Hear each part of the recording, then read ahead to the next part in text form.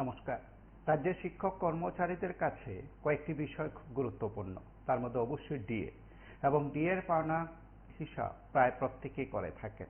বিশেষ করে ইনক্রিমেন্ট এবং ডিএ দুটোর হিসাব রাজ্যের শিক্ষক কর্মচারীদের কাছে অনেকটাই গুরুত্বপূর্ণ।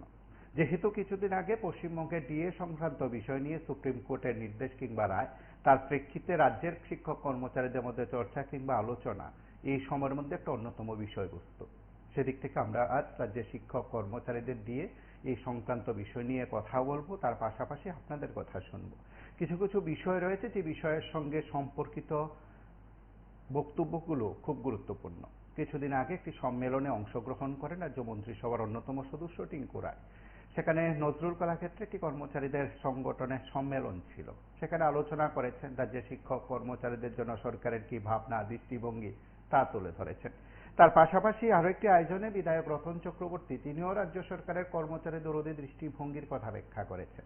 আর আরো একটি আয়োজনে অনিয়মিত কর্মচারীদের অধিকার নিয়ে কথা বলেছেন অনেকে।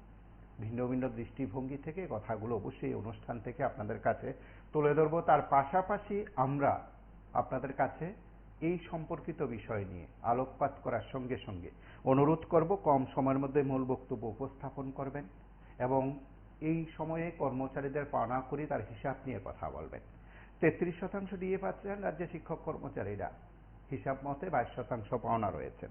কেন্দ্রীয় সরকারি শিক্ষক কর্মচারীরা 55% ডিএ পাচ্ছেন, ব্যবধানের হিসাবে তারা বলছেন 22%। তার পাশাপাশি দেশের অন্যান্য রাজ্যগুলোতে ডিএ ব্যবধান শূন্যে বা কমিয়ে আনা হয়েছে কেন্দ্রীয় সরকারের শিক্ষক কর্মচারীদের সঙ্গে রাজ্যগুলোর শিক্ষক কর্মচারীদের ডিএ ব্যবধান। এই বিষয়গুলো খুব চর্চা। তার সঙ্গে রাজ্যের শিক্ষক কর্মচারীদের আরো অনেক হিসাব রয়েছে।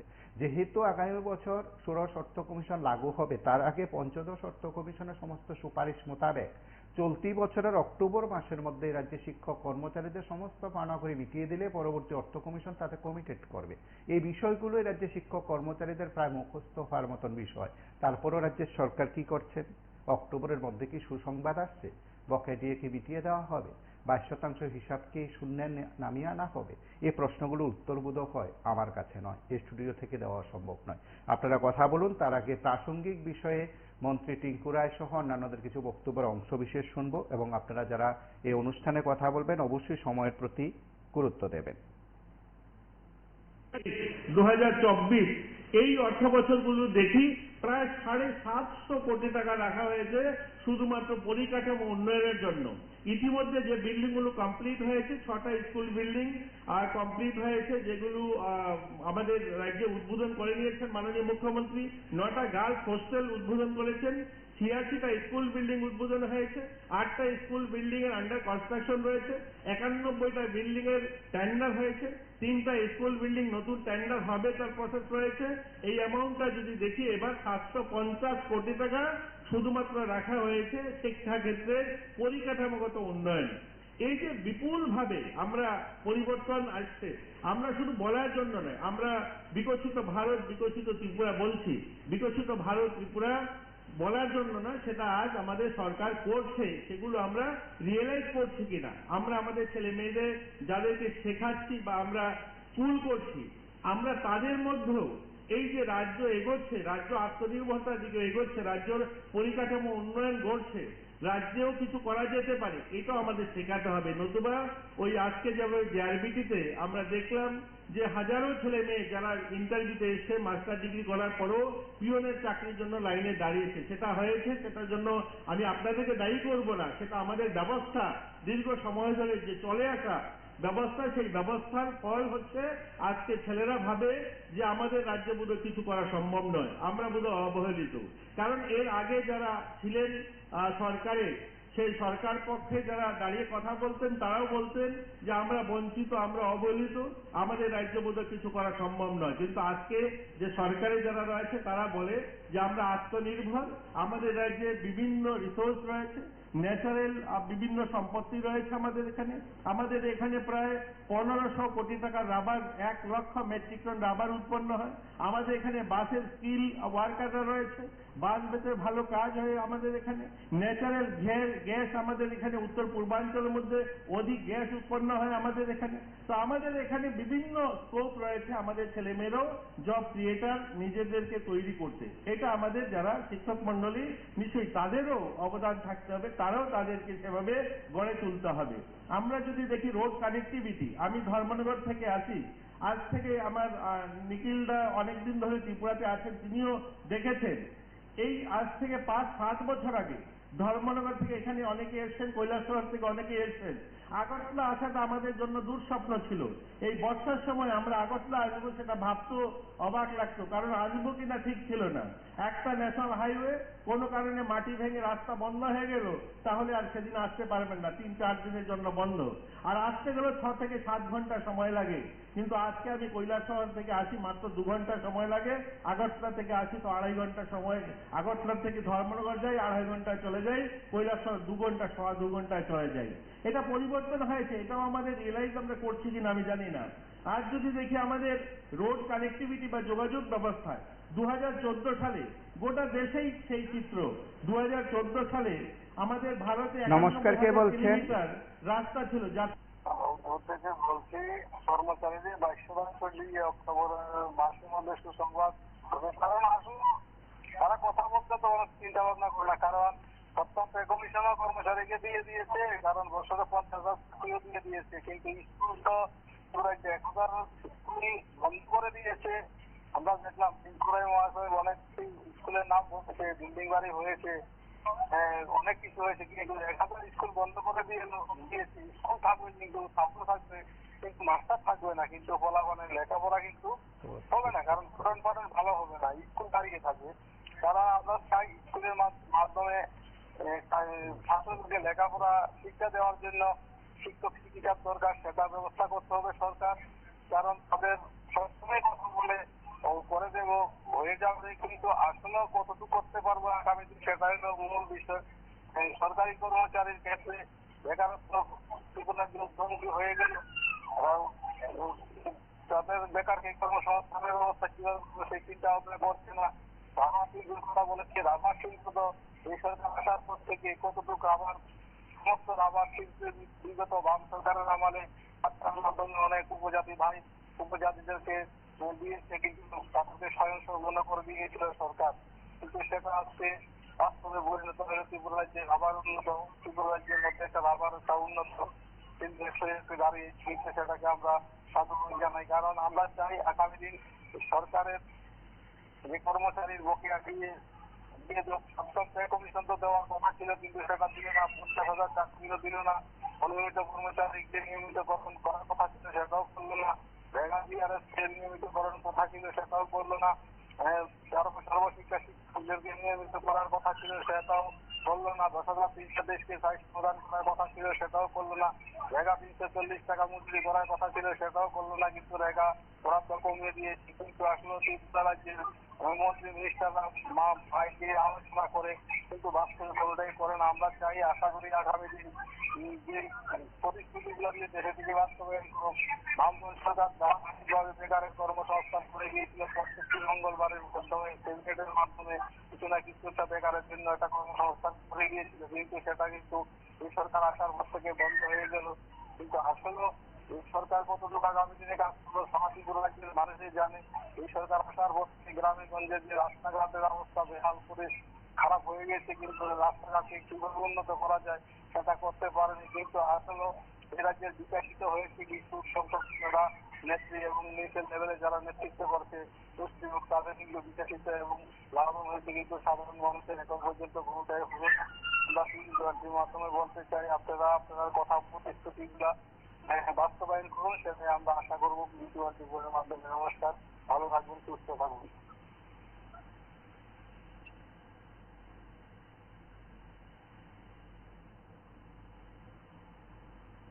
রাস্তা ছিল, জাতীয় সড়ক ছিল, আজকের দিনে দাঁড়িয়ে 1,50,000 কিলোমিটার জাতীয় সড়ক হয়েছে। আমাদের রাজ্যে জাতীয় সড়ক ছিল মাত্র একটা, আজকের দিনে 6টা জাতীয় সড়ক, 1000 কিলোমিটার রাস্তার কাজ হচ্ছে এবং আরো 4টা রাস্তা নতুন মঞ্জুরি আমরা পেয়েছি। গ্রামীণ সড়ক আগে ছিল মাত্র 3,80,000 কিলোমিটার গোটা ভারতে, আজকে যেখানে 7.5 লক্ষ কিলোমিটার জাতীয় সড়ক তৈরি হয়েছে। আগে মেট্রো রেল চলতো 5টা শহরে, এখন মেট্রো রেল চলে 22টা শহরে। আমাদের আগরতলাতে দেখুন 1964 ধর্মনগরে রেল এসেছিল, ওই রেল ধর্মনগর থেকে কুমারঘাট আসতে 25 বছর সময় লেগেছে। এখানে যারা শিক্ষকরা রয়েছেন ওই এলাকায় বলতে পারবেন 1989-এ ওই রেল কুমারঘাট এসছে, আর সেই ধর্মনগর 1964 রেল এসছে, পরবর্তী সময় সেটা কুমারঘাট এসেছিল। কুমারঘাট থেকে 30 কিলোমিটার, অর্থাৎ ধর্মনগর থেকে কুমারঘাটের দূরত্ব 30 কিলোমিটার, 30 কিলোমিটার রেল রাস্তায় আসতে 25 বছর সময় লেগেছে। 89-এ কুমারঘাট রেল পৌঁছায়, এই 1964 থেকে। ভাবুন, মাত্র 30 কিলোমিটার রাস্তা এসে 25 বছর লেগেছে। আর ওই রেল 2014 সালের পর সাবরুম অবধি, সাবরুম থেকে বদরপুর 400 কিলোমিটার মাত্র 5 বছরে কমপ্লিট হয়েছিল। আজ 18খানা রেল ভারতবর্ষের বিভিন্ন প্রান্তে যায়, এটা পরিবর্তন হয়েছে। নতুন করে সাজিয়ে তোলা হচ্ছে, 125টা বিদ্যাজ্যোতি স্কুল করা হয়েছে, পিএম জন্মনে 14টা হোস্টেল, 350 কোটি টাকা নিবেশ করে সেখানে ছাত্রছাত্রীদের জন্য নতুন পরিকাঠামো গড়ে উঠছে। ধরতি আবাতে 60টা হোস্টেল তৈরি হচ্ছে 250 কোটি টাকায়। আমি এই কথাটা এর জন্য বলছি, একটা সময় আমাদের জনজাতি এলাকা নিয়ে কথা বলা হতো যে সেখানে কতগুলো আমাদের একলব্য মডেল বিদ্যালয় ছিল, 5টা স্কুল ছিল গোটা রাজ্যে। আজকে 20খানা নতুন স্কুল তৈরি হচ্ছে। আজ দেখুন অন্যান্য প্রকল্পে পিএম জন্মন জনজাতি এলাকাতে প্রায় 350 কোটি টাকা শুধুমাত্র ছাত্রছাত্রীদের থাকার ব্যবস্থার জন্য গড়ে উঠছে। একদিকে যেখানে 20টা মডেল একলব্য বিদ্যালয় স্থাপন হচ্ছে, পাশাপাশি 350 কোটি টাকার ছাত্রাবাস তৈরি হচ্ছে, এবং ধরতিয়া বা আরো একটা জনজাতি স্কিম, সেটাতেও 60টা নতুন হোস্টেল তৈরি হচ্ছে শুধুমাত্র জনজাতি এলাকাতে। 850টারও বেশি বিদ্যালয়ে স্মার্ট কার্ড চালু হয়েছে লাস্ট 3 বছরে। 850টারও বেশি স্কুলে স্মার্ট কার্ড চালু হয়েছে। টিঙ্কারিং ল্যাব চালু করা হয়েছে অসংখ্য অগণিত স্কুলে।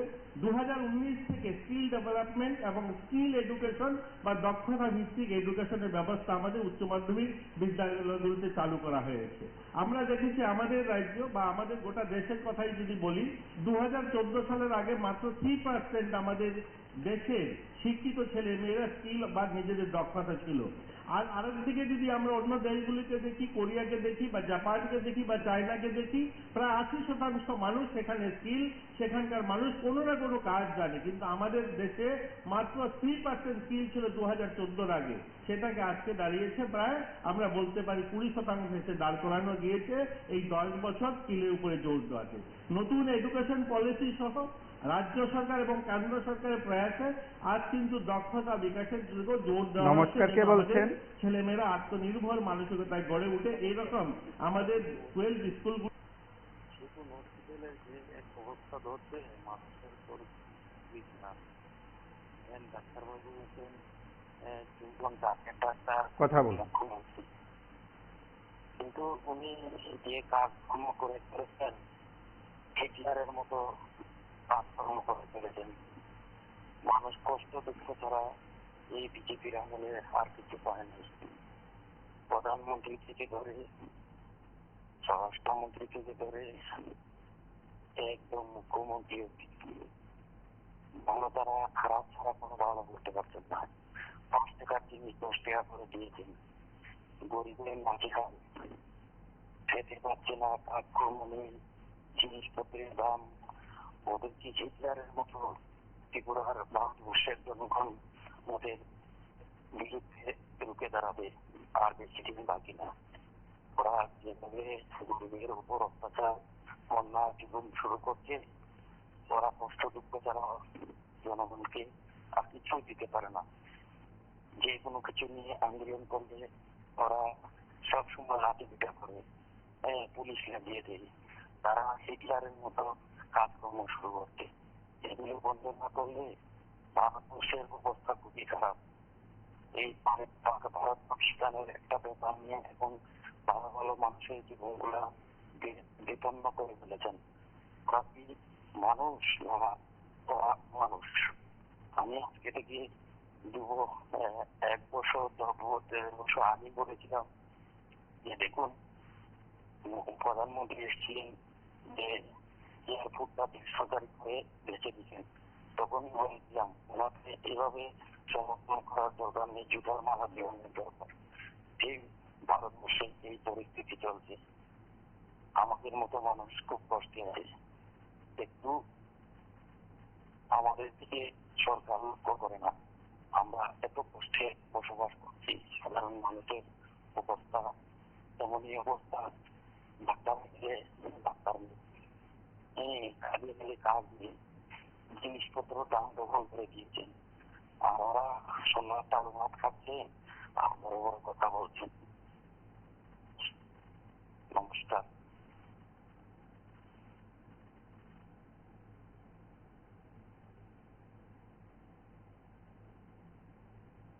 এইরকম আমাদের 12 স্কুলগুলোতে আর চালু হয়েছে।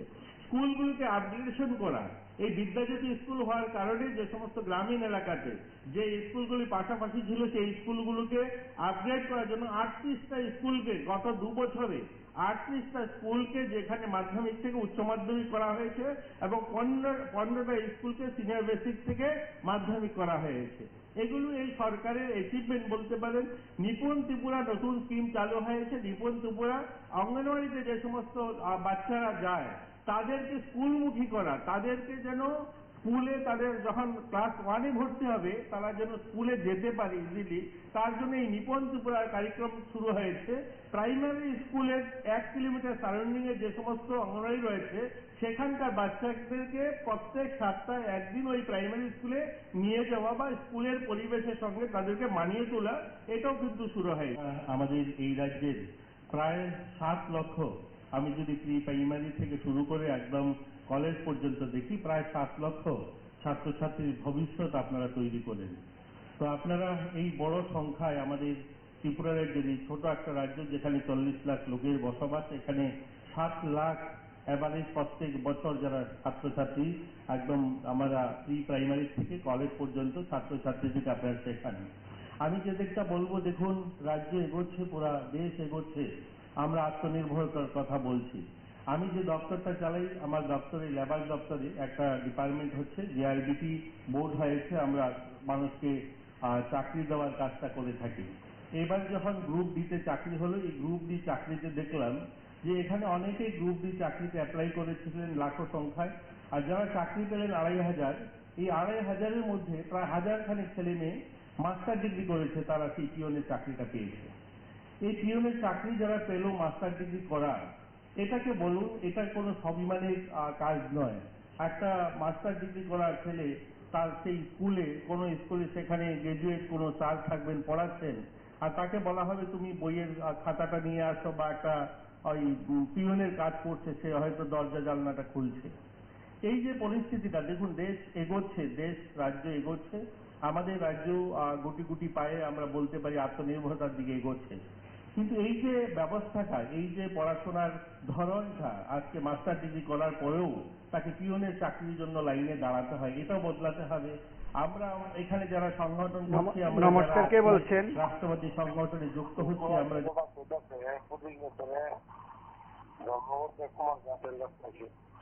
ঠিক আছে, ভালো হয়েছে, সুন্দর হয়েছে। আর তাই ভালো নিচ্ছে, তাই জন্মগুলো ভালো সুন্দর ভাবে বানাইছে। আর প্রাগতন শহরে নতুন নতুন বেগুলো সুন্দর, খুব ভালো ভালো ভালো বানাইছে। যদি কেমন আসলো নতুন বেগুলো অনেক বড় সেটের মতো বাড়ি করছে, তাকে গেলে ভালোই করছে, তাদের ভালো নিয়েছে। আর তাদের ভাগ বলেই এই ধরনের কথা যে করতেছে ভালো সাধুবাদ, রাত্রিজাত লাগা 1 নম্বরের বার্তা। নমস্কার। এবং রাজ্যের শিক্ষক কর্মচারী যারা আছেন তারা বরাবরই কয়েকটি হিসাব করে থাকেন, যে বিষয়ে আমরা ছিলাম যে অক্টোবর মাসের মধ্যে যদি রাজ্যের শিক্ষক কর্মচারীদের সমস্ত পাওনাকড়ি মিটিয়ে দেওয়া না হয়, তাহলে রাজ্যের শিক্ষক কর্মচারীদের জন্য পরবর্তী অর্থ কমিশনে রাজ্যকে যে টাকা কমিটেড করার কথা সে টাকা কমিটেড করবে না। এদিক থেকে রাজ্যের শিক্ষক কর্মচারীদের কাছে অনেক বিষয় গুরুত্বপূর্ণ তাদের এই পাওনাকড়ির হিসাবটিও। যেহেতু পশ্চিমবঙ্গের বিষয়টি আদালত পর্যন্ত গেছে, তারপর সেখানে আদালতের নির্দেশ, দেশের সর্বোচ্চ আদালতের নির্দেশ রয়েছে, ঠিক তার জন্যই আজকের প্রেক্ষাপটে ত্রিপুরার শিক্ষক কর্মচারীদের জন্য কি কোনো বিষয় যুক্ত হতে পারে?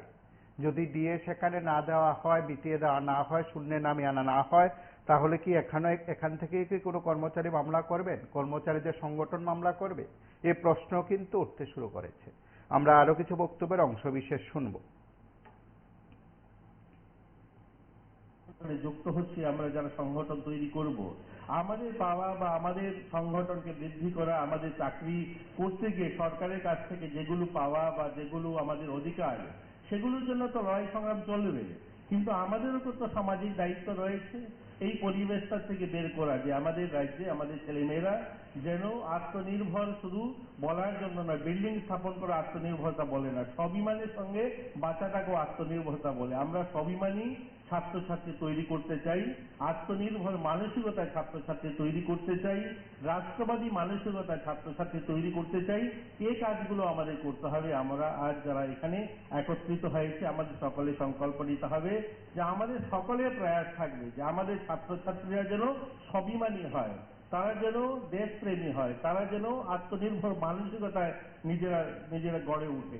দেখুন, আমাদের রাজ্যে অনেকগুলো শিক্ষা ক্ষেত্রে, শিক্ষা এবং স্বাস্থ্য এই দুটা বিষয়ের মধ্যে আমাদের মাননীয় মুখ্যমন্ত্রী, আমি আপনাদের সামনে বলতে পারি, বিন্দুমাত্র কোথায় কোনো ধরনের কম্প্রোমাইজ তিনি করেন না। আপনারাও সেটা হয়তো উপলব্ধি করেন। এই লাস্ট 2-3 বছরটাকে যদি দেখি, আমাদের রাজ্যে শিক্ষাক্ষেত্রে অনেক পরিবর্তন হয়েছে। দেখুন, বিদ্যাজ্যোতি প্রকল্প এসছে। বিদ্যাজ্যোতি প্রকল্পে আমরা গত বছর বা প্রথম চালু হয়েছে বছরের যে রেজাল্টটা দেখি, সেটাদেরকে আমরা একটু কষ্ট পেয়েছিলাম। কিন্তু এবার যে রেজাল্টটা এসছে সেটাতে আমরা সকলেই উৎফুল্ল। আপনারাও শিক্ষক যারা আছেন তারাও নিজেরা খুশি হয়েছে। আমি যেখানে থাকি কৈলাসহর চণ্ডীপুর বিধানসভায়, সেখানে আমি যে গ্রামটাতে থাকি, ওই গ্রাম শ্রীরামপুর যে স্কুলটা 100% মাধ্যমিক এবং উচ্চ মাধ্যমিকে পাস করেছে। 125টা স্কুলের মধ্যে প্রথম কোন স্কুল যেখানে 100% মাধ্যমিক এবং উচ্চ মাধ্যমিকে পাস করেছে। এর জন্য এটার অবদান কিন্তু আপনাদেরও। আপনারা যারা শিক্ষক মন্ডলী, আপনারা সেভাবে কাজ করেছেন বলে আজ এই রেজাল্টটা আমরা দেখতে পেয়েছি। অগণিত যেমন কেন্দ্র সরকারের স্কিম, রাজ্য সরকারের স্কিম স্কুলে শুরু হয়েছে আমাদের এখানে। কেন্দ্র সরকারের শিক্ষানীতি 2020-তে যেমন দক্ষতা বিকাশে জোর দেওয়া হয়েছে, তেমনি আমাদের রাজ্য সরকার ছাত্রছাত্রীদের পড়াশোনায় অনেকগুলো তাদের অগ্রগতি আনার জন্য পদক্ষেপ নিয়েছে। আপনারা জানেন যে আমাদের রাজ্যে যারা উচ্চ মাধ্যমিক বা মাধ্যমিকে যারা টপার 100, যারা মাধ্যমিকে 100 জন যারা ভালো নাম্বার তুলেন বা উচ্চ মাধ্যমিকে যারা ভালো নাম্বার তুলছেন, তাদেরকে প্রত্যেক মাসে 5,000 টাকা করে দেওয়ার ব্যবস্থা করা হয়েছে, যেন অর্থের কারণে তাদের পড়ায় অসুবিধা না হয়। আমরা আমাদের এখানে দিব্যাঙ্গ ভাই বোন যারা টপার, দিব্যাঙ্গ ভাই বোন যারা মাধ্যমিক এবং উচ্চ মাধ্যমিকে ভালো মার্ক আনছেন, তাদেরকেও আমরা 54,000 টাকা দেওয়া হচ্ছে মাধ্যমিকের, উচ্চ মাধ্যমিকের জন্য, এবং মাধ্যমিকে 24,000 টাকা দেওয়া হচ্ছে। বালিকাদের ক্ষেত্রে আপনারা দেখেছেন যে আমাদের এখানে 100 জনকে স্কুটার দেওয়া শুরু হয়েছে। এই ধরনের অনেকগুলো শিক্ষা ক্ষেত্রে আমাদের পরিবর্তন এসেছে কিছুদিনের মধ্যে। খেলাধুলাতে আমাদের রাজ্যে খেলাধুলা পরিকাঠামো ইতিমধ্যে আপনারা জানেন যে 11টা সিনথেটিক ফুটবল গ্রাউন্ড তৈরি হয়েছে। 2টা আমরা সিনথেটিক হকি ট্র্যাক শুরু করেছি। আমরা আমাদের রাজ্যে 3টা টেনিস কোর্ট নতুন শুরু হয়েছে। এছাড়াও ব্যাডমিন্টন কোর্ট ছাড়া ন্যাচারাল ঘাসের মাঠ, শান্তির বাজার একটা স্টেডিয়াম সহ 20খানা ন্যাচারাল ঘাসের মাঠ তৈরি করছি আমরা গোটা রাজ্যে। আজ যদি দেখি, আমাদের মিনি গ্যালারি সহ জোড়াইবাড়িতে, ঋষ্যমুখে, ধর্মনগর, আমাদের ফটিকরায়, কৈলাসহর, আমরা 20খানা মাঠ তৈরি করছি আমাদের ছেলেমেয়েদের জন্য। আপনাদের সফলতা কম নয়, শুধুমাত্র এবার 12-এ সিবিএসই বোর্ডের রেজাল্ট বা টিবিএসসি রেজাল্ট যেটা বেরিয়েছে, এছাড়াও স্কুল স্তরে যে সমস্ত খেলাধুলা হয় সেটাতেও কিন্তু আপনারা ভালো সফলতা দেখিয়েছেন। স্কুল স্তরে খেলাধুলাতে, অর্থাৎ আন্ডার 17, 17 বছরের নিচে যে সমস্ত ছেলেমেয়েরা খেলাধুলা করে, লাস্ট 7 বছর যদি আমরা দেখি, কোভিডের জন্য 2 বছর খেলাধুলা হয়নি, তো 5 বছর খেলাধুলা হয়েছে। 5 বছরে আমরা 46 গোল্ড জিতেছি এবং আমরা 50টা সিলভার জিতেছি, 60টা ব্রোঞ্জ জিতেছি। কোথায়? আন্ডার 17, অর্থাৎ 17 বছরের নিচে খেলাধুলাতে। আমাদের এছাড়াও আমাদের রাজ্যের দীপা কর্মকার এই 7 বছরের মধ্যে সিনিয়র এশিয়ান চ্যাম্পিয়নশিপে 2টা গোল্ড জিতেছে। আমরা আমাদের রাজ্যে যে অ্যাসোসিয়েশনগুলো রয়েছে, যারা 18 বছরের উপরে যে সমস্ত ছেলেমেয়েরা খেলাধুলা করে, সেখানে আমরা 17টা গোল্ড, 18টা সিলভার এবং 30টা ব্রোঞ্জ মেডেল জিতেছি। দিগ্বিজয় ভবনের দোতলায় এই ঘরটি ভাড়া হিসাবে নিয়েছি। এখান থেকে আমরা আমাদের ত্রিপুরা অনিয়মিত কর্মচারী মঞ্চের সংগঠনের কাজকর্ম চালু করবো। এখানে এটা আমাদের যোগাযোগের কেন্দ্র হবে। আমরা গত ডিসেম্বর মাসে ত্রিপুরা অনিয়মিত কর্মচারী মঞ্চ আনুষ্ঠানিকভাবে নমস্কার, কে বলছেন? কর্মচারীদের দাবি দেওয়া। আজকের যে বিষয়টা কি নিয়ে কথা বলা হচ্ছে আরো 22 আসলে অ্যাকচুয়ালি বরাবরই আপনাদের নিউজ চ্যানেল প্রত্যেক সাধারণ জনগণ এবং বেকার কর্মচারী সবার জন্য কথা বলে থাকে। আজকের বিষয়টা অন্যরকম না, কিন্তু বিশেষ গভর্নমেন্ট সরকার যদি ইচ্ছে করে বা সরকার যদি তার সৎ মনোগতি থাকে, তাহলে কিন্তু এই টাকাটা যদি গভর্নমেন্টকে দেয় খুবই উপকৃত হয়। এবং বর্তমান যুগে সমাজের মধ্যে চলতে গেলে যে পরিমাণে বাজারের মূল্য বৃদ্ধি বাড়ছে, তার সঙ্গে সঙ্গে সাধারণ মানুষের যে আয়, সেটার সঙ্গে কিন্তু তার কোনো পার্থক্য নেই। তার জন্য যদি গভর্নমেন্ট সৎ গতিতে সৎ মনে যদি ভাবে যে না, কর্মচারীদের এই বিয়েটা পুরো উল্টে দিয়ে দিবে, তাহলে খুবই শুভবুদ্ধিপূর্ণ একটা কাজ হবে। এবং সমস্ত ত্রিপুরার কর্মচারীরা যদি সমস্ত ত্রিপুরা কর্মচারী যে একটা আশা, এই বিগত গভর্নমেন্টও অনেক কিছু বলে দেবে বলে দেয়নি, এই গভর্নমেন্ট যদি দেয় তাহলে খুবই ভালো। আর তার সঙ্গে কর্মচারীর বেতনের যে ফারাকটা, এটা একটা সেটা কমবে। এবং ডিএটা যদি দেয় তাহলে সাধারণ জনগণ কিন্তু অ্যাকচুয়ালি কর্মচারীরা ডিএ যদি বাড়ায়, বেতনটা যদি বাড়ে একটু, সাধারণ জনগণের কিন্তু এটা থেকে কিছুটা একটা অংশীদার। তার কারণ আপনারা যে খবরটা তুলে ধরেছেন, অসংখ্য ধন্যবাদ আপনাদেরকে। এবং আগামী দিন সরকার যেন একটা চিন্তা ভাবনা নিয়ে এই ত্রিপুরা রাজ্যের কর্মচারীদের এটা ভালো একটা সুখবর দেয় গভর্নমেন্ট, এটা আমরা আশা করি। এবং বিভিন্ন রাজ্যের মধ্যে, বিশেষ করে ত্রিপুরা ছাড়া বিভিন্ন রাজ্যের মধ্যে দেখবেন যারা টেট টিচার আছে, টেট দিয়ে পরীক্ষায় নিয়োজিত হয়ে টিচার হয়েছেন, তাদেরকে কিন্তু শুরুতেই একটা রেগুলার স্কেল ভিত্তিতে চাকরি দেয়। কিন্তু আমাদের ত্রিপুরাতে ফিক্সড করে রেখেছে, বিগত সরকার করে রেখেছে, এখনো ওনারা সেই রাস্তায় হাঁটছেন। কিন্তু ওনাদের প্রতিশ্রুতি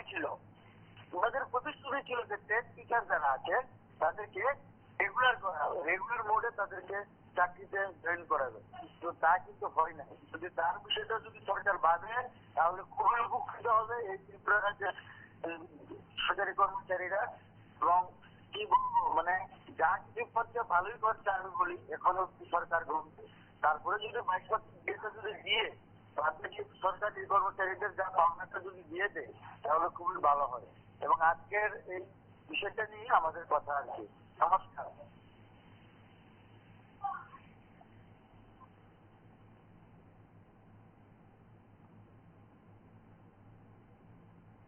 দাবি দেওয়ার আদায়ের লক্ষ্যে আমরা এই মঞ্চ গঠন করি।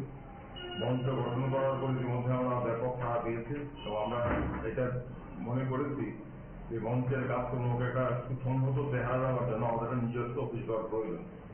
আমরা দিগ্বিজয় ভবন কর্তৃপক্ষের নিকট আমরা ঋণী। তারা আমাদেরকে এই ঘরটি তারা আমাদেরকে ব্যবস্থা করে দিয়েছেন অফিস ঘর হিসেবে ব্যবহার করার জন্য। এই কারণে আজকে এই অফিস ঘরের আনুষ্ঠানিক উদ্বোধনের মধ্য দিয়ে আমরা ত্রিপুরা কর্মচারী সমন্বয় কমিটি এবং দিগ্বিজয় ভবন কর্তৃপক্ষকে আমরা অসংখ্য ধন্যবাদ, কৃতজ্ঞতা প্রকাশ করছি। আর এই অফিস ঘরটি আমাদের পক্ষে অত্যন্ত সাহায্যকারী একটা কেন্দ্র হবে। কারণ আপনারা জানেন, আমরা ত্রিপুরা অনিয়মিত কর্মচারী মঞ্চ ইতিমধ্যেই এই রাজ্যের 40,000 বঞ্চিত অনিয়মিত কর্মচারীদের দাবি দাওয়া নিয়ে আমরা আওয়াজ তুলছি। আমরা ইতিমধ্যে গণ অবস্থান করেছি। আমাদের কর্মসূচি 16ই মে গতকাল নির্দিষ্ট ছিল, কিন্তু গত 22শে এপ্রিল পহেলগামের ঘটনার পর যে পরিস্থিতি তৈরি হয়েছিল, সেই পরিস্থিতির পরিপ্রেক্ষিতে আমরা সাময়িকভাবে আমাদের এই মহাকরণ অভিযান মিছিল কর্মসূচি স্থগিত রেখেছি যুদ্ধকালীন পরিস্থিতিতে। যদিও পরবর্তী সময়ে যুদ্ধবিরতি অস্ত্রবিরতি হয়েছে, কিন্তু এটা হবে আমাদের ধারণার বাইরে ছিল, তাই আমরা আজ করিনি। আমরা পরিস্থিতির ভিত্তিতে নমস্কার, কে বলছেন? কিন্তু আমরা কর্মসূচি করবো। আমরা যেটা প্রাথমিকভাবে আলোচনা করেছি। হ্যাঁ, বলুন। দেখুন, এখন ভারতবর্ষ এবং ত্রিপুরা রাজ্যের যে পরিস্থিতি, জিনিসপত্রের দাম আকাশ ছোঁয়া। যেমন সরিষার তেল, বিভিন্ন তেলের প্যাকেটে দেখবেন আপনারা লক্ষ্য করে 1 লিটার তেলের জায়গায় 750, 800 এরকম। মানে এইভাবে কায়দা করে তারা বাড়িয়েছে যে দাম বাড়ায়নি, তেল কমিয়ে দিয়েছে। এই প্রত্যেক জিনিসের একই অবস্থা। বিস্কুটের প্যাকেটে দেখবেন 2টা বিস্কুট কমিয়ে দিয়েছে। প্রত্যেক ক্ষেত্রে এই অবস্থা চলছে। আমার মনে হয় সরকার হয় দিয়ে দেক, অথবা এইগুলি জিনিসপত্রের দাম কন্ট্রোল করুক। এটাই আমার বক্তব্য। নমস্কার।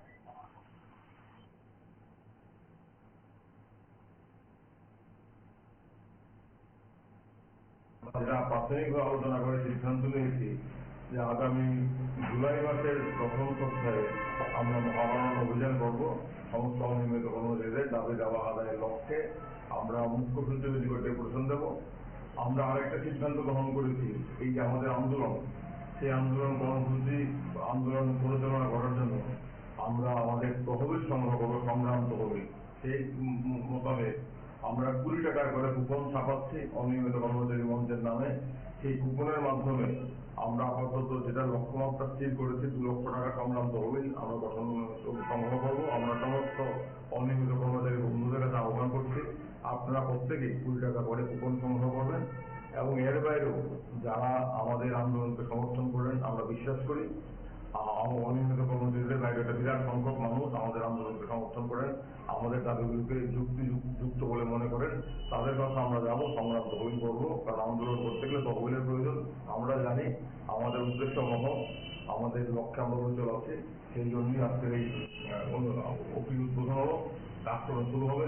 এখানে আমি অনিয়মিত কর্মচারীদের শরৎচন্দ্রবাবু আছেন, আমাদের তরুণ চক্রবর্তী আছেন, তারাও বলছি কথা। আজকে এই শুভ মুহূর্তে আহ্বায়ক তিনি বলেছেন যে এই যে দিগ্বিজয় ভবনের যারা কর্তৃপক্ষ তারা যে সলিডারিটি আমাদের দেখিয়েছেন, মানে শ্রমিক আন্দোলনের ক্ষেত্রে যে তার সম্মতি দিকে তারা যে দেখিয়েছেন যে না, তারা আমাদেরকে একটা ঘর দিয়েছেন, তারা আমাদের ভাড়া নেবে না, এবং শুধু আমাদের বিদ্যুতে শুধু মাসুলটা আমাদেরকে দিতে হবে।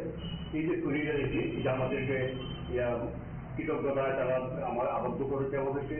এবং সেদিক থেকে আমাদের লক্ষ্য রাখতে হবে যে এই কেন্দ্রটি যাতে শ্রমিক আন্দোলনের ক্ষেত্রে, কর্মচারী আন্দোলনের ক্ষেত্রে যাতে দাবিত হয়, সেই লক্ষ্যে কিন্তু আমাদের আজকে এই কেন্দ্রটি আমরা আজকে তার উদ্ঘাটন আমরা করেছি।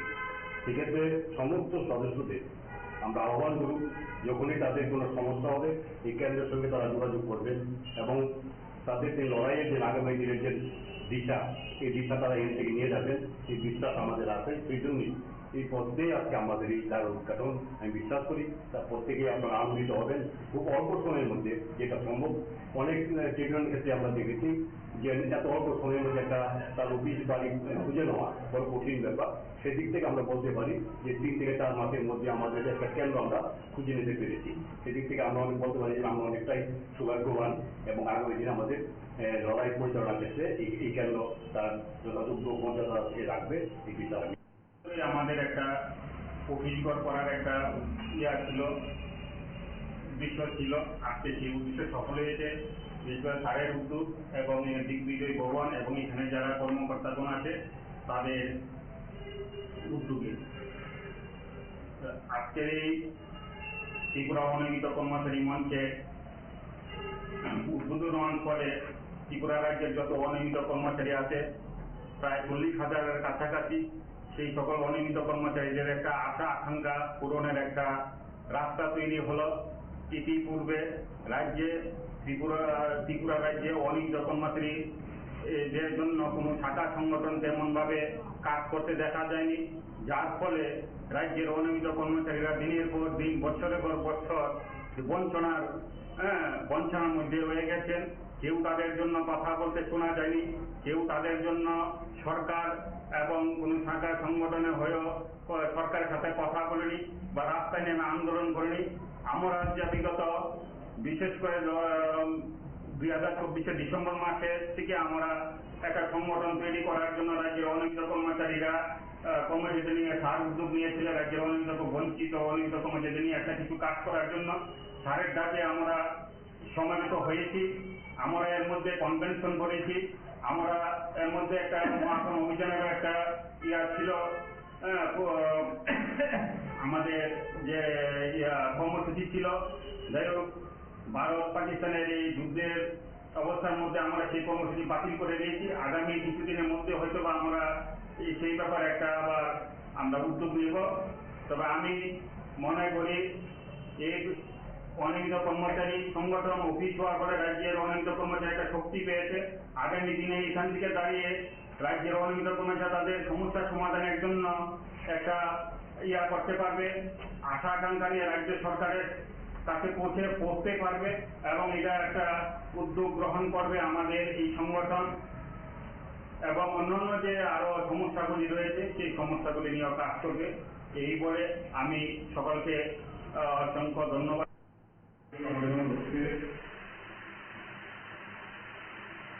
প্রত্যেকটা মানুষের যেন স্বপ্ন থাকে সুস্থ সুন্দর জীবন, সংসার, নিশ্চয়ই আপনাদের আছে। এবং যে টাকা যেটা বলা হয়েছে আপনারা পান সেটা প্রয়োজনের তুলনায় যথেষ্টই কম।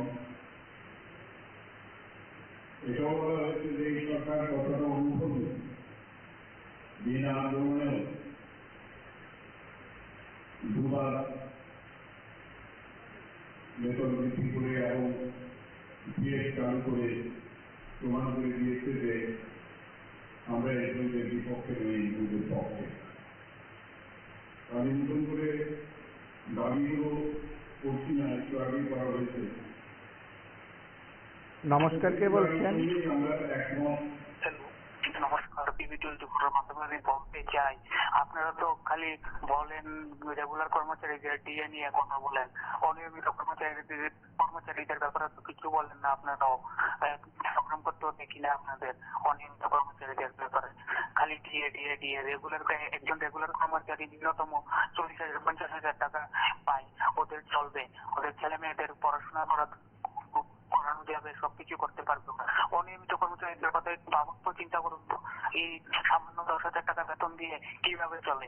এই গত 7 বছর ধরে এই বিজেপি সরকার আসার পর একজন অনিয়মিত কর্মচারী নিয়মিত হয়নি। কতটুকু কষ্ট জীবনযাপন করছে এই অনিয়মিত কর্মচারীরা ত্রিপুরা রাজ্যে একমাত্র অনিয়মিত কর্মচারীরা নিয়মিতকরণ থেকে বঞ্চিত, সব দিক থেকে বঞ্চিত, সমবেতন পর্যন্ত পাচ্ছে না। ওদের ব্যাপারে কেউই কিছু বলে না, বিরোধীরা নীরব, রাজ্য সরকার তো ওদের কোনো চিন্তা ভাবনাই করছে না। আবার বড় বড় কথা বলছিল 2018-তে আপনি সব হয়ে যাবে, অনিয়মিত কর্মচারীদের আন্দোলন করতে হবে না। এখন তো আমাদের রাস্তাতে বসতে হবে, আন্দোলন করতে হবে, আর সময় নেই, আর অপেক্ষা করা যাবে না। অপেক্ষা অনেক করেছি আমরা অনিয়মিত কর্মচারীরা, আমাদের কি হাল, কি অবস্থা, রাজ্য সরকার কিছুই দেখছে না। রাজ্য সরকার অনিয়মিত কর্মচারীদের জন্য কিছুই চিন্তা করছে না। মাননীয় হাইকোর্টের রায় থাকার সত্ত্বেও, ওই যেমন স্বাস্থ্য দপ্তরের অনিয়মিত কর্মচারী ডিআরবি 416 জন ডিডিএ রেগুলার হওয়ার কথা ছিল, কিন্তু রেগুলার করেনি। পরিবর্তিতে এই রায় দিয়েছিল ওদেরকে রেগুলার না করলেও সমকাজে সমবেতন দেওয়ার জন্য। সমকাজে সমবেতন দেওয়া পর্যন্ত রাজ্য সরকার মেনে নিতে পারেনি। তাহলে কি সরকার চলছে? এটা একটা অনিয়মিত কর্মচারীদের কি অবস্থা জানেন আপনারা? ত্রিপুরা রাজ্যে অনিয়মিত কর্মচারীরা 10,000 টাকা বেতন দিয়ে আজকে সংসার চলে? ছেলে মেয়েদের কিভাবে পড়াশোনা করাবে? একজন রেগুলার কর্মচারী থেকে অনিয়মিত কর্মচারী ভালো সার্ভিস করে যাচ্ছে, জানেন আপনারা? একজন অনিয়মিত কর্মচারীকে বসে এই 10,000 টাকা দেয় না, ওরা আরো ডাবল কাজ করছে, কিন্তু তাদের তো কিছুই নেই, খালি হাতে বাড়িতে চলে যাচ্ছে। অনেকেই খালি হাতে সাতটা চলে গেছে, বাড়িতে চলে গেল, ওদের চোখের জল ছাড়া আর খালি হাতে ছাড়া আর কিছুই নেই। আর কবে কি হবে? অনিয়মিত কর্মচারীরা তো এই সরকারের আমলে নিরাশা হয়ে রয়েছে। সমস্যা।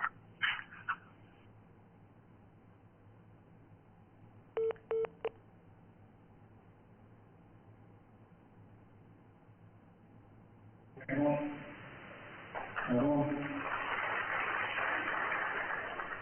মনে করি যে ধীরে ধীরে একসঙ্গে না হোক, ধীরে ধীরে সরকার আপনাদের আশা আকাঙ্ক্ষা এবং স্বপ্নকে বাস্তবায়িত করার জন্য আপনাদের পাশে থাকবে। কারণ এই সরকারের যে মানবিক মুখ এবং উন্নত শ্রেষ্ঠ ত্রিপুরা গড়ার যে স্বপ্ন আমাদের বর্তমান মুখ্যমন্ত্রী ডক্টর মানিক সাহেবের নেতৃত্বে চলছে, এবং সমানকালে কেন্দ্রীয় সরকারও আমাদের সাহায্য করে চলেছেন। আজকে আগের ত্রিপুরা নেই, এখন উন্নত ত্রিপুরা এবং শ্রেষ্ঠ ত্রিপুরার স্বপ্ন আমরা সাকার করতে যাচ্ছি। শ্রেষ্ঠ ভারত বলতে গেলে সারা দেশের সমস্ত অঙ্গকে শক্তিশালী করতে হবে। আপনারা তারই অঙ্গ। নমস্কার, কে বলছেন? হ্যালো, হ্যাঁ বলুন। নমস্কার। হ্যাঁ বলুন। এই ডিএর যে ব্যাপারটা, ঘটনা হচ্ছে 22% দিয়ে রয়েছে কর্মচারী, সেটা পাওনা। তার ঠিক হয়তো বা গভর্নমেন্ট অক্টোবর মাসে 4-5% দিয়ে দেবে, তারপরেও কিছুটা থেকে যাবে। রাজ্যের অনিয়মিত কর্মচারী ডিএতেও তাদের বেতন সামান্য বাড়ে, কিন্তু একটা রেগুলার কর্মচারীর চেয়ে অনিয়মিত কর্মচারী করতে লাগে। কারণ ওনারা অনিয়মিত কর্মচারী, ওনাদের চাকরি নিয়মিত নয়, তাই ওনাদের কাজ বেশি করতে লাগে। তো আমাদের এই দাবি যে অনিয়মিত কর্মচারীদের জন্য সরকার একটা চিন্তাধারা করুক। কারণ বিগত সরকারের আমলে অনিয়মিত কর্মচারীদের ধাপে ধাপে রেগুলার করা হয়েছিল, সেটা এই রাজ্যবাসী সাক্ষী আছে। যে যারা প্রতিনিধিরা রয়েছেন বর্তমানে ত্রিপুরার যারা প্রতিনিধি আছেন, সবাই জানে যে রাজ্যে অনিয়মিত কর্মচারীদের বিগত সরকারের আমলে রেগুলার করা হয়েছে, কিন্তু বর্তমান সরকার কর্মচারী নিয়মিত করা হচ্ছে না। তো এই সরকার, আমাদেরই সরকার, অনিয়মিত কর্মচারীদের সরকার। আমাদের দাবি থাকবে যে এই রাজ্যের অনিয়মিত কর্মচারীদের জন্য সরকার নিয়মিত চালু করুক। এখানে অনিয়মিত কর্মচারী যারা রয়েছেন তাদের এই সামান্য বেতনে যে হারে দ্রব্যমূল্য বৃদ্ধি হয়েছে, সংসার চলে না, বা অফিসে কাজ করে যে উন্নত পাওয়া যায় না, যে আরো 2 টাকা অন্য কাজ করে যে 2 টাকা উপার্জন করবে, তার ছেলে মেয়েদেরকে পড়াশোনা বা বৃদ্ধ মা বাবাদের খাওয়াবে, সেটা হয় না। তো আপনার মাননীয় মুখ্যমন্ত্রী, অর্থমন্ত্রী, ওনাদের কাছে আমাদের রিকোয়েস্ট যাতে পুনরায় অনিয়মিত কর্মচারীদেরকে নিয়মিতকরণ চালু করা হোক। এবং আরেকটা কথা হচ্ছে যে বিগত মাননীয় অর্থমন্ত্রী বলেছেন যে 1400 অনিয়মিত কর্মচারীদের নিয়মিত করা হবে। তো প্রায় 1 বছর হয়ে গেল, এই 1400 অনিয়মিত যারা রেগুলার করা হবে এরা কারা, বা কোন কোন পর্যন্ত লিস্ট আউট হলো না, বা পর্যন্ত কোনো সার্কুলার বের হলো না যে অনিয়মিত কর্মচারীদের 1400 পর্যন্ত অন রেকর্ড বিধানসভায় বলা হয়েছিল যে নিয়মিত করা হবে। তো আমাদের অনিয়মিত যারা রয়েছে তাদেরকে নিয়মিত করা হোক, এবং রাজ্য সরকারের প্রতি আমাদের পুরো আস্থা আছে যে রাজ্য সরকার আমাদের নিয়মিত করবে। আপনার অসংখ্য PB24কে অসংখ্য ধন্যবাদ স্যার, এটাই বলার ছিল। নমস্কার।